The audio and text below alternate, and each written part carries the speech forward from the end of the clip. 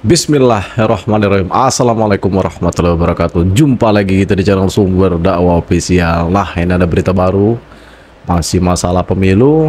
Oke, langsung kita lihat videonya. Bismillahirrahmanirrahim. Let's go. Bang Kodari, Anda melihat kalau misalnya tadi mengacu ke pernyataannya Bang Doli ya, bahwa tidak boleh ada dua pemimpin politik dalam pemerintahan mendatang gitu ya, karena yang menjadi pemimpin politik adalah presiden terpilih.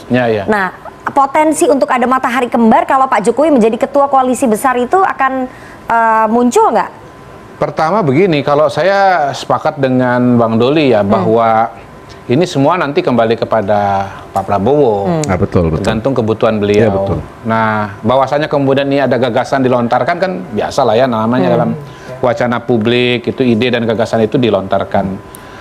Saya melihat begini, pertama Indonesia ini kan punya kebutuhan untuk menjadi negara maju 2045. Nah, agenda-agendanya dan turunan-turunannya, operasionalisasinya, perencanaannya semuanya tuh harus dikawal.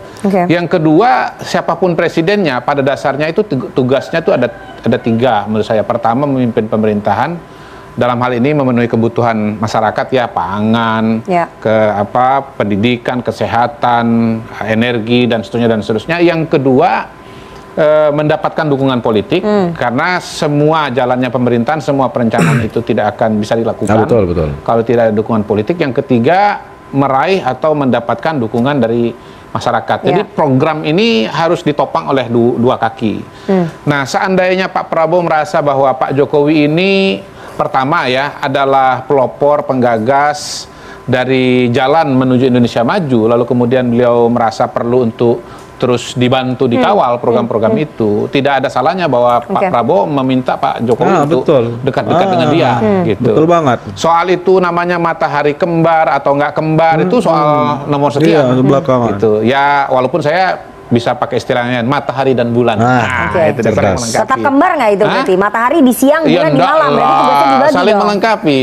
Saling melengkapi. Jadi solusi terhadap matahari kembar itu adalah matahari dan bulan. Dari pembagian siang dan malam gitu. Bukan pembagian, menemani berjalan bersama-sama. Yang kedua, Pak Jokowi ini kan kita kenal sebagai politisi yang punya kemampuan extraordinary kalau bicara dukungan politik, terutama dari elit politik. Begitu ya Bang Doli ya? Itu dia. Kenapa? Kali ini beliau cepat. Kenapa kalau saya yang nanya beliau cepat nganggu? Kalau Nana lama banget nganggungnya gitu. Ya, jadi kemampuan itu kan bisa dioptimalkan oleh seorang Jokowi gitu. Dan artinya kalau beban itu bisa diambil oleh seorang Jokowi dan beliau merasa nyaman, justru merasa ditemani, teman seiring sejalan, dalam bahasa yang lain tim Indonesia Maju, saya menyebutnya tim Indonesia Maju, atau juga Dwi Tunggal, ya bukan matahari kan, Dwi Tunggal. Jadi kemudian maka Dwi Tunggalnya bukan sama Wapres ya? Dwi Tunggalnya bukan sama Wapres ya, tapi sama presiden masa lalu berarti. Secara politik. Wapres jembatannya.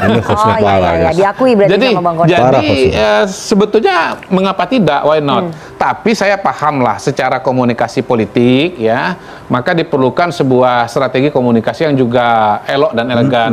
Karena itu saya tidak menyebutnya sebagai ketua, tetapi sekjen gitu misalnya. Jadi Pak Jokowi jadi sekjennya, ketuanya siapa? Misalnya sekjen Barisan Nasional. Enggak, yang mengetuai, enggak ada ketua di sini, adanya koordinir. Sama seperti misalnya sekjen ASEAN gitu.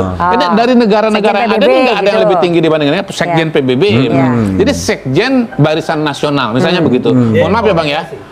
Maaf ya Bang ya, tetap pakai istilah ini kayaknya agak lebih mudah nyebut daripada koalisi permanen ya, pinjam dulu sementara gitu. Jadi sekjen Barisan Nasional misalnya begitu. Tapi jadi di bawahnya tetap ketua umum parpol.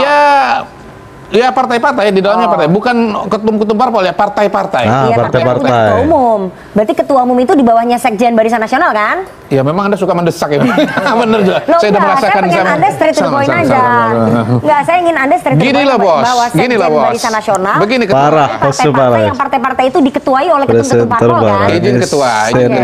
Yang menjadi koalisi itu adalah partai bukan ketum, betul? Ya, dipimpin oleh ketum ketum memimpin partai, tetapi Iya. kita bukan bicara mengenai Iya. ketumnya, kita bicara mengenai partainya. Iya. Anggotanya itu ada partai politik, bukan ketumnya.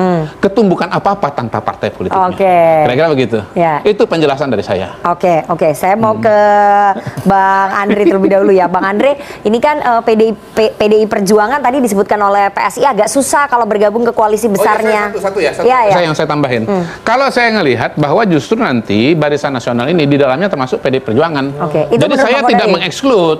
Yang mengeksklud tadi itu adalah Nana itu di Ini situ tadi nggak Bang ada. Andre gitu. juga bilang Hah? susah kalau PDI Perjuangan. Oh, enggak, Kak. Jadi disisain Kan cuma PDI Perjuangan sama PKS. Susah bukan berarti tidak mungkin. Oke, Gitu. masih mungkin berarti. Justru kalau saya melihat PDI Perjuangan itu menjadi bagian dari koalisi besar ini, koalisi permanen Barisan Nasional. itu. Sehingga perencanaan Indonesia Maju itu menjadi lebih kokoh dan lebih kuat Menurut kalau Anda ada Bu PDI Megawati Perjuangan. mau dipimpin oleh sekjen Mau nggak Barisan mau Nasional? soal yang lain, Oke. tetapi kalau menurut saya desain ini akan lebih ideal kalau ada PDI Perjuangan di Oke, situ.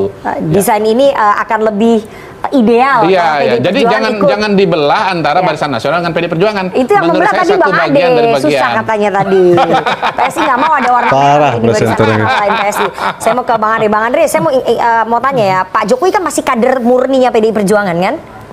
Masih kader? Secara Formalnya masih ya? Karena masih punya kartu. Masih punya KTA, belum keluar dari PDI Perjuangan. Jadi kalau misalnya Pak Jokowi menjadi sekjen dari Barisan Nasional, memimpin partai-partai politik yang punya ketua umum itu, PDI Perjuangan tertarik nggak? Karena idealnya punya ketua sekjen umum Barisan itu. Nasional itu Aduh, ya sebaiknya ini ya ngalahin ada Mbak PDI Najwa Perjuangan nih di guys, dalamnya. pedas sekali ini. Itu sama ya dengan mengajarin bebek berenang gitu. Maksudnya gimana itu?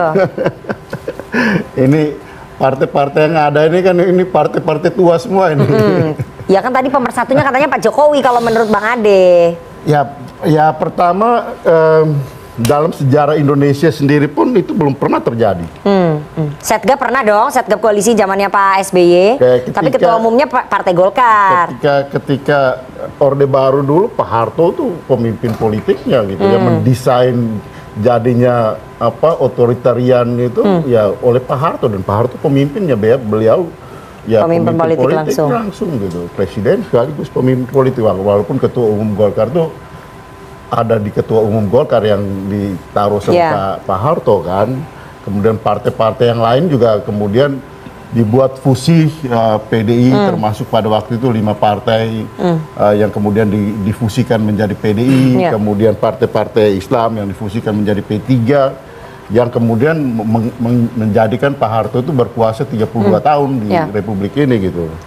Kemudian setelah reformasi ya kita tahu gitu ada perubahan, terutama ya setelah pemilihan langsung Pak SBY juga adalah ketua ya pemimpin politik di Tapi ketua Setgap koalisinya kan Pak Abu Rizal Bakri, ketua umum Partai ya, Golkar. Ini mungkin mirip.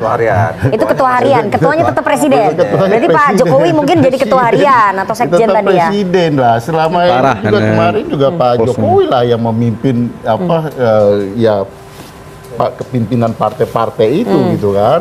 Termasuk Ibu Mega pun ketika di dalam pertemuan-pertemuan ya pemimpin di dalam pemimpin politiknya secara nasional itu adalah Pak Jokowi sebagai presiden kan. Nah sehingga ide ini menurut saya juga ya mungkin ya coba-coba wacana sih. Wacana. Ya oke-oke aja gitu kan. PDIP tertarik nggak? Tapi ahistoris gitu.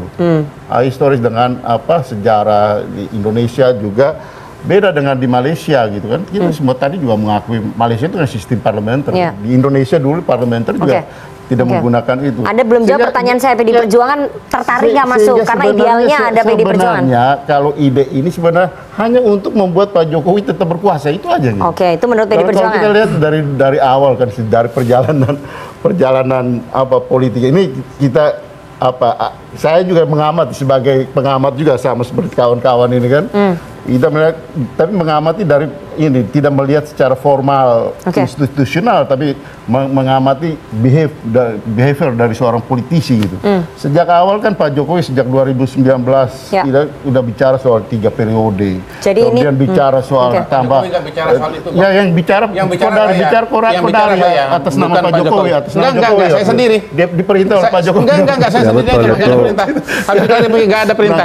Saya ngomong sendiri. Kemudian Itu ide Ya itu ide dari Mr. Kodari. bukan dari Pak Jokowi. 3 tahun, Nggak ada. tingginya tambah 2-3 tahun. Nggak ada. Terus kemudian kemarin tambah ini menabrak di Nah, kalau itu Mahkamah bukan ide Konstitusi. saya, itu ide Pak Luhut. Itu di konstitusi. Ini beliau yang bilang. Konstitusi kan, Mahkamah Konstitusi kemarin. Jadi sekarang kalau saya bilang ini adalah jilid-jilid berikut dari upaya untuk melanggengkan Jokowi tetap berkuasa. Oke, gitu. pertanyaannya Jangan PDI Perjuangan mau ikut Iya, nggak? bukan soal ini udah buruk. Oh, jadi PDI Perjuangan nggak mau Dari segi ikut? Bagaimana membangun suatu kekuasaan yang ya kalau Pak Ikrar bilang masa kita di republik, pemilik republik ini harus taat sama satu keluarga dengan orang yang mau berkuasa Oke, terus gitu. oke. Itu kan apa ya? Ya kita republik membangun demokrasi Ya, Bang Andre, Anda belum jawab nih Saya ada pertanyaan komen. saya. perjuangan reformasi. Komentar Ya, kan jadi apa PD sih? Ini panjang Oke. hanya taat sama satu orang dengan keluarganya. Kan gila kayak gitu. Jadi PDI Perjuangan nggak tertarik? Ya, sama sekali juga nggak mungkin dong. Masa Oke, nggak mungkin. Kita Oke.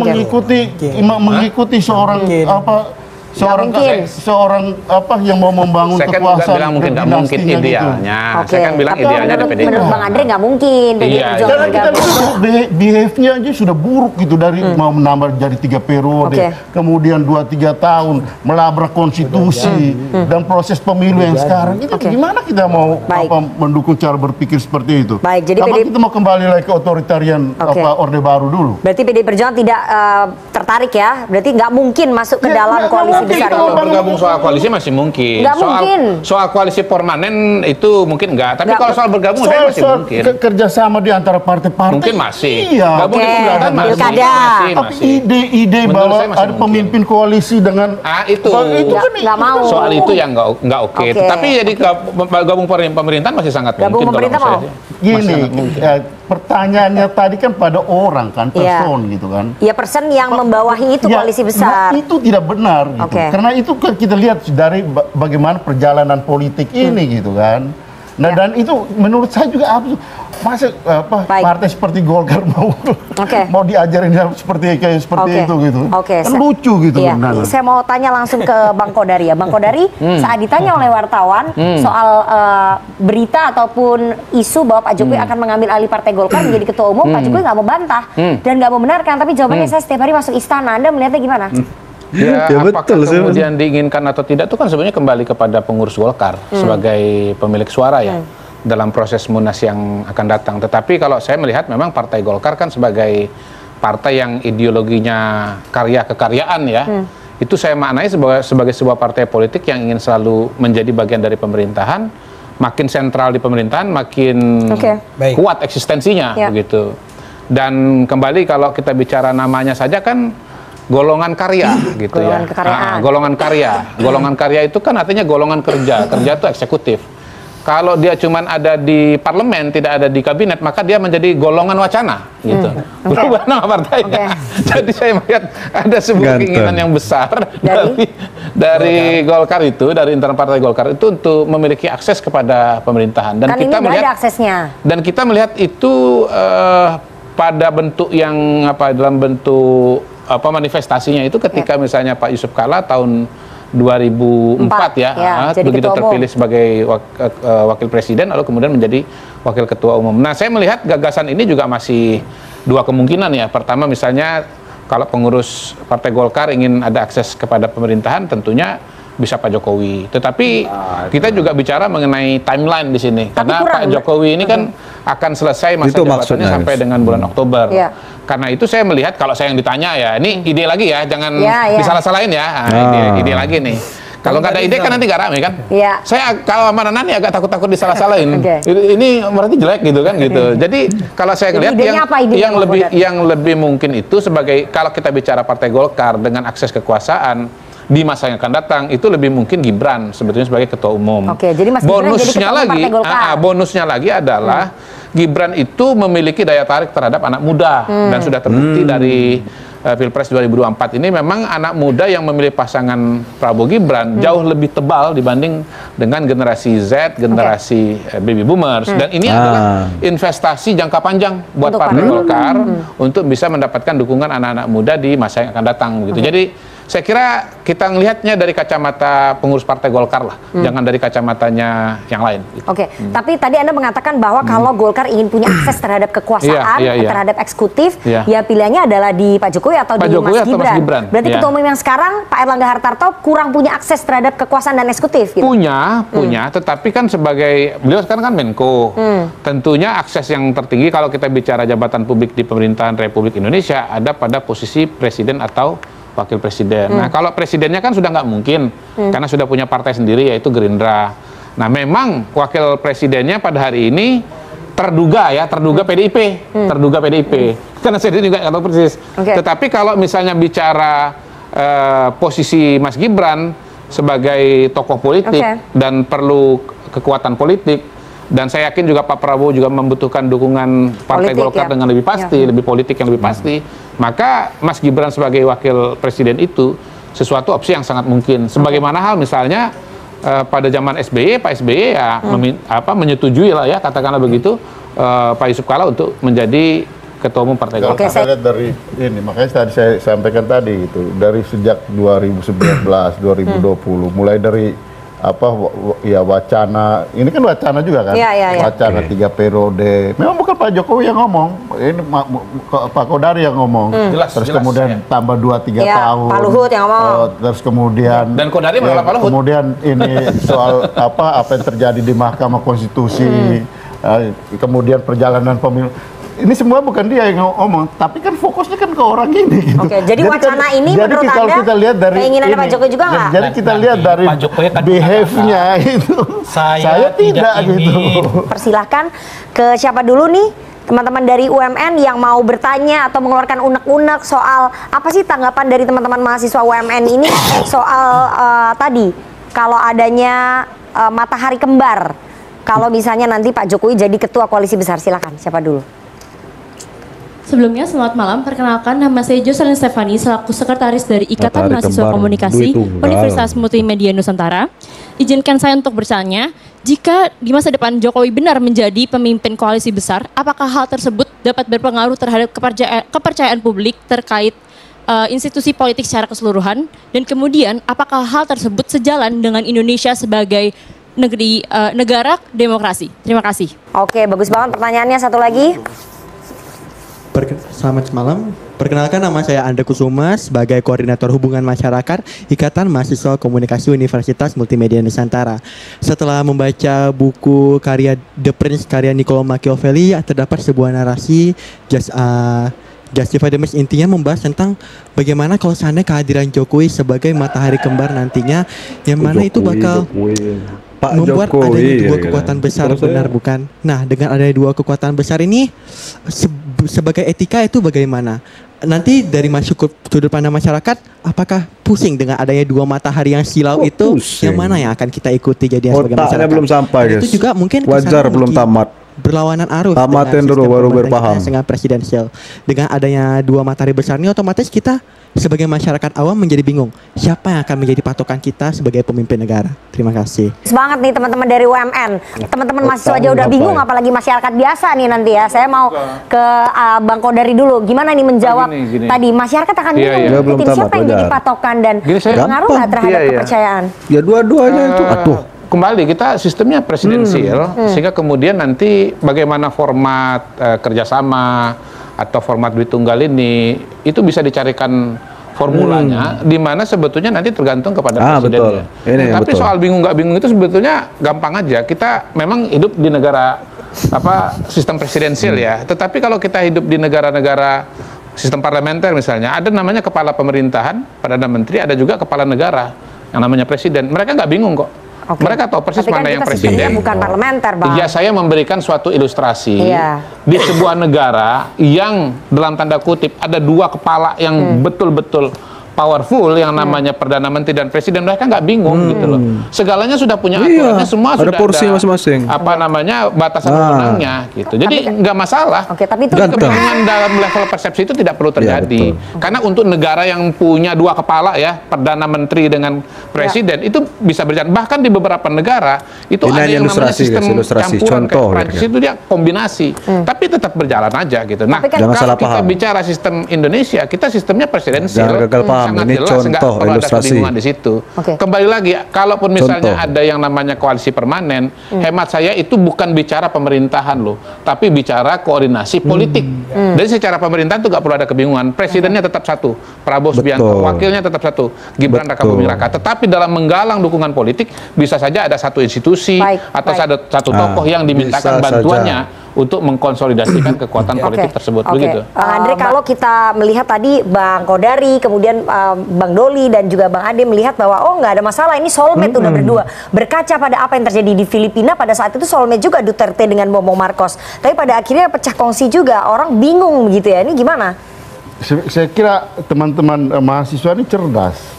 Mereka bertanya sangat kritis gitu. Jangan dikira Bang, memang cerdas, Mereka Bang. sangat cerdas. Saya yakin cerdas. Mereka cerdas dan mereka mengkritisi wacana yang disampaikan tadi gitu. Oke. Jadi misalnya ungkapan soal Machiavellian ini, itu kan dia mengingatkan sebenarnya, mengingatkan penguasa yang ya dengan menghalalkan segala cara dengan ya mengabaikan etika dan moral hanya untuk berkuasa terus dan terus gitu. Oke. Nah itu yang makanya itu yang saya kasih gambaran tadi gitu, bagaimana rangkaian perjalanan dari ya orang yang menghendaki ya merubah konstitusi, kemudian mewacanakan ya 2-3 tahun, terus kemudian melabrak melabrak undang-undang Oke. dengan di Mahkamah Konstitusi, proses pemilu yang terjadi ini sebenarnya pertanyaan anak-anak ini gitu. Ya. Jadi sebenarnya pertanyaan mereka ini adalah ya memberikan antitesa terhadap wacana yang disampaikan. Baik, Karena baik. ini masih berkaitan dengan orang yang sedang dibicarakan ini gitu. Oke. Yaitu Pak Jokowi Ya. yang masih ingin cawe-cawe setelah Tidak lagi berkuasa. setelah tidak lagi berkuasa. Oke, oke. Nah, ini yang disebut Machiavellian sama dia gitu. Oke, baik. Nah guys, kalau menurut saya sih ini jawaban saya apa itu, pertanyaan saya untuk yang tadi, yang terakhir bertanya, katanya bingung dengan kebingungan.